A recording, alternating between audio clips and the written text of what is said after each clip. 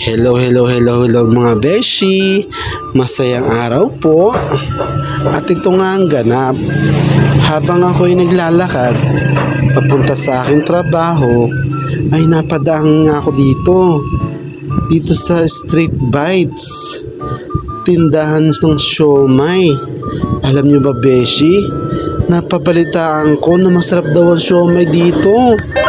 Kaya nga ito, tara, subukan natin kung talagang masarap. Kaya nga si kuya, in-entertain na tayo. Ay talaga naman, napakagwapong tindero. Sino ba namang hindi mapapabili dito? Napakakisig ng tindero, napaka-humble. Ang bait-bait kausap. O yan mga beshi, tingnan nyo, ang lalaki ng siomay niya. At alam nyo ba, sila lang daw ang may gawa niya. Sorry mga beshi, nabubulol pa ako sa pagbo-voice over ko Alam nyo ba mga beshi, sila lang daw ang may gawa niyan. Homemade daw nila yan mga beshi.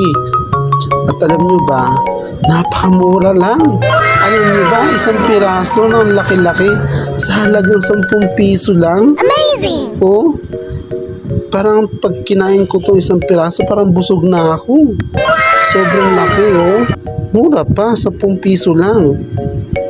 Kaya mga beshi, tara, tikman natin, talagang masarap. Ayan na mga beshi, lalagyan ko na ng kalamansi. Ayan, bigyan natin ng kalamansi para pampabalanse ng kanyang lasa. At ayan mga beshi, nalagyan ko na ng chili sauce and garlic. Ay, chili sauce lang pala siya. Ayan mga beshi, oh. Nalagyan ko pa siya ng garlic flakes. Ayan mga beshi, oh. Natatakam na ako mga beshi.